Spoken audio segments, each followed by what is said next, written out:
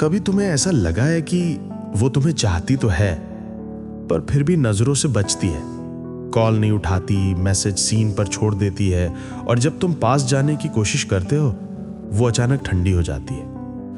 कभी कभी वो खुद बात शुरू करती है और फिर कुछ दिन बाद ऐसे गायब हो जाती जैसे तुम्हारी मौजूदगी का कोई मतलब ही नहीं। क्यों ऐसा होता है? क्या ये सिर्फ इग्नोर है या इसके पीछे कुछ और गहराई छिपी है? कई बार लोग कहते हैं वो खेल रही है, वो अटेंशन चाहती है, वो तुम्हारे प्यार से बोर हो गई है। लेकिन क्या सच में इतना आसान है? क्या किसी के दिल का फैसला इतनी सतही वजहों से बदल सकता है? नहीं, असली वजह कुछ और होती है। कभी कभी इग्नोर प्यार की कमी नहीं बल्कि डर की अभिव्यक्ति होती है। वो चाहती है लेकिन डरती है। डर अपने जज्बातों से, डर तुम्हारे सच्चेपन से, डर उस दर्द से जो किसी ने उसे पहले दिया था। इस वीडियो में हम फीमेल माइंड के उस हिस्से को समझेंगे जो अक्सर साइलेंट होता है पर वहीं से सारे इशारे निकलते हैं। हम जानेंगे वो चाहती है फिर भी क्यों दूर जाती है, क्यों कभी क्लोज होकर भी अजनबी लगती है, और सबसे अहम, तुम इस सिचुएशन को सही नजर से कैसे देखो बिना खुद को तोड़े हुए। तो अगर तुम कभी इस फीलिंग से गुजरे हो, अगर तुम्हें भी किसी ने चाहकर भी इग्नोर किया है, तो ये वीडियो तुम्हारे लिए है। क्योंकि आज हम सिर्फ रिलेशनशिप नहीं समझेंगे, हम मानव मन को समझेंगे। और सबसे पहले चलो समझते हैं उस पहले सच को जो हर इग्नोर के पीछे छिपा होता है। क्या वाकई इग्नोर हमेशा मतलब होता है नो इंटरेस्ट, या इसके पीछे एक अनदेखा डर छिपा होता है? चैप्टर 2, वो चाहती है लेकिन डरती है। कई लोग सोचते हैं वो बात क्यों नहीं करती, कॉल क्यों नहीं उठाती, कभी इतनी प्यारी कभी इतनी दूर क्यों? लेकिन सच्चाई ये है, हर इग्नोर के पीछे एक कहानी होती है, एक अधूरा डर, एक अनकहा अनुभव, एक घाव जो दिखता नहीं लेकिन भीतर अब भी ताजा है। कई बार वो चाहती है तुम्हारे करीब आना, लेकिन दिल कहता है फिर से मत भरोसा करना, फिर से मत टूटना। वो जानती है कि तुम सच्चे हो, पर उसे याद है वो दिन जब उसने किसी पर भरोसा किया था और उस भरोसे की राख आज भी उसके अंदर चल रही है। वो चाहती है मुस्कुराना, पर उसके चेहरे की मुस्कान अब एक सेल्फ डिफेंस है। वो चाहती है किसी को अपनाना, पर उसके दिल ने दीवारें खड़ी कर दी हैं कि कोई अंदर ना आ सके। तो जब वो तुम्हें इग्नोर करती है, हो सकता है वो तुमसे नहीं अपने ही डर से भाग रही हो। उस डर से जो कहता है अगर ये भी चला गया तो क्या बचूंगी। ये इग्नोर अहंकार नहीं है, ये असुरक्षा है। वो चाहती है पर वो चाह को काबू में रखना सीख चुकी है, क्योंकि आज की दुनिया में जो ज्यादा जताता है वही सबसे पहले टूटता है।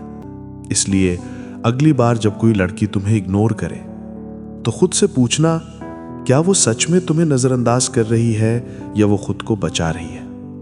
कभी कभी इग्नोर सबसे ऊंचा सिग्नल होता है, क्योंकि जहां शब्द खत्म हो जाते हैं वहां चुप्पी सच्चाई कहती है। अगर वो डरती है तो फिर वो ऐसा क्यों दिखाती है जैसे उसे कोई फर्क ही नहीं पड़ता? क्या ये भी एक मनोवैज्ञानिक रक्षा तंत्र है? चैप्टर 3, वो दिखाती है कि उसे फर्क नहीं पड़ता लेकिन अंदर से टूट रही होती है। कभी देखा है वो हंसती है पर उसकी आंखों में चमक नहीं होती। वो कहती है मुझे फर्क नहीं पड़ता, लेकिन उसके लहजे में एक थकान छिपी होती है, क्योंकि जब कोई बार बार टूटता है तो वो अपने दर्द को छुपाने में माहिर हो जाता है। वो ऐसा नहीं कि तुम्हें नफरत करती है, वो बस अब कमजोर दिखना नहीं चाहती। वो नहीं चाहती कि कोई उसकी आंखों में फिर से वो उम्मीद पढ़ ले जो पहले किसी ने तोड़ दी थी। इसलिए वो ठंडी बन जाती है, इग्नोर करती है, दूरी बनाती है, क्योंकि वो जानती है दूरी दर्द से आसान है। तुम सोचते हो वो बदल गई, लेकिन असल में वो बच गई है। बच गई उस नरमी से जो किसी ने उसकी कमजोरी समझी थी। वो बोलती है अब सब ठीक है, लेकिन रात को अपने तकिए पर वो हर सीन मैसेज की चुप्पी गिनती है। हर इंसान में एक मास्क होता है, कुछ हंसी का लगाते हैं, कुछ ताकत का, और वो अपने चेहरे पर मैं ठीक हूं वाला मास्क पहनकर दिन काटती है। क्योंकि इस दुनिया में जो ज्यादा जताता है वही सबसे पहले असली जख्म खा गया। इसलिए अगली बार जब कोई लड़की कहे मुझे फर्क नहीं पड़ता, तो उस आवाज के पीछे छिपे दर्द को सुनना, क्योंकि कई बार जो सबसे ठंडी लगती है वही सबसे गर्म दिल रखती है। इग्नोर सिर्फ एक हरकत नहीं होती, वो एक सुरक्षा कवच है। वो चाहती है पर डरती है, वो मुस्कुराती है पर रोती है, वो दूर जाती है पर नजरें हमेशा तुम्हारे पास रहती हैं। अगर वो अंदर से टूट रही है तो क्या कभी ऐसा पल आता है जब वो खुद अपने ही जज्बातों से लड़ना छोड़ देती है? वो कब और कैसे हार मानती है अपने ही दिल से?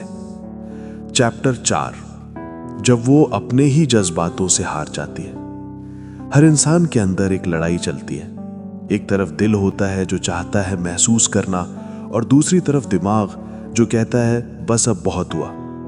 वो भी लड़ती है अपने ही अंदर, हर रोज एक जंग लड़ती है जहां एक तरफ चाहत होती है और दूसरी तरफ डर। कभी वो खुद को समझाती है उसे बात मत कर, तुझे फर्क नहीं पड़ना चाहिए, पर अगले ही पल वो उसी का आखिरी ऑनलाइन टाइम चेक करती है, बस यूं ही अपने दिल को धोखा देने के लिए। कभी वो खुद से लड़ते लड़ते थक जाती है, फिर कहती है अब किसी से कुछ नहीं चाहिए, लेकिन भीतर से वो बस यही चाहती है कोई हो जो कहे मैं हूं, तू डर मत। वो हारती नहीं क्योंकि वो कमजोर है, वो हारती है क्योंकि वो इंसान है।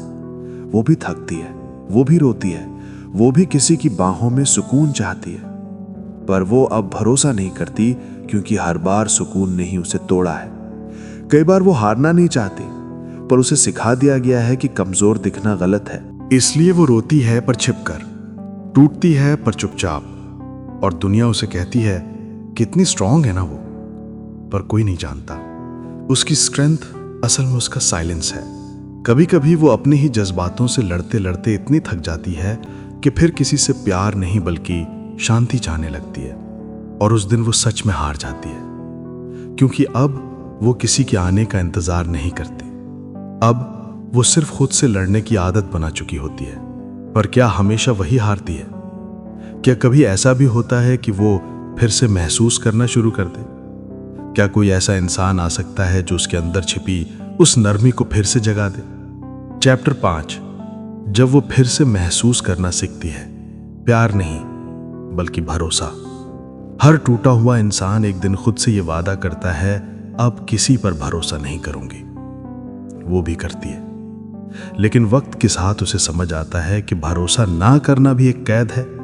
और जब वो अपने ही डर से थक जाती है, तब उसके अंदर एक धीमी सी आवाज उठती है, शायद अब मैं फिर से महसूस करना चाहती हूं। अब वो किसी हीरो की तलाश में नहीं होती, अब वो चाहती है शांति। कोई ऐसा जो उसे ठीक ना करे बल्कि बस समझे। वो चाहती है कोई ऐसा जो उसकी चुप्पी को सुने, ना कि उसके शब्दों को तौले। धीरे धीरे वो खुलने लगती है, कभी मुस्कुराने लगती है बिना डर के, कभी अपनी पुरानी बातें खुद ही हंसकर सुनाने लगती है। वो छोटी छोटी चीजों में सुकून ढूंढने लगती है, जैसे किसी की सच्ची नजर या एक ईमानदार कैसे हो। क्योंकि असली फीलिंग तब शुरू होती है जब इंसान प्यार नहीं बल्कि भरोसा फिर से सीखता है। वो अब किसी से पूरी उम्मीद नहीं रखती, बस एक सच्चा साथ चाहती है जहां उसे डर न लगे खुद होने से। और उस पल जब वो खुद को फिर से खोलती है, न किसी के लिए बल्कि अपने लिए, वहीं से उसकी नई शुरुआत होती है। वो फिर से मुस्कुराती है, पर इस बार मजबूरी से नहीं, शांति से। क्योंकि अब उससे समझ आ चुका है कि प्यार हमेशा परफेक्ट नहीं होता, लेकिन भरोसा वो चीज है जो इंसान को फिर से इंसान बना देता है। लेकिन क्या हर लड़की को वो भरोसा वापस मिल पाता है? क्या हर कोई अपनी फीलिंग पूरी कर पाता है? या कुछ लोग हमेशा अपने ही दिल की जेल में कैद रह जाते हैं? अब हम पहुंच गए हैं इस पूरी कहानी के क्लाइमैक्स पर, जहां वो चाहत, दर्द, दूरी, डर सबको समझने के बाद आखिरकार वो खुद को आजाद करना सीखती है। यह आखिरी चैप्टर सिर्फ उसके बारे में नहीं, ये हर उस इंसान के बारे में है जिसने कभी किसी को सच्चा चाहा, टूटा, बिखरा, पर फिर भी उठ खड़ा हुआ।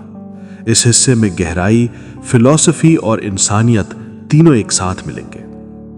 चैप्टर 6, जब वो आखिरकार खुद को आजाद करती है, सच्चे अर्थों में फीलिंग। हर कहानी का एक अंत होता है, लेकिन कुछ कहानियां खत्म नहीं होती, वो बस रूप बदल लेती हैं।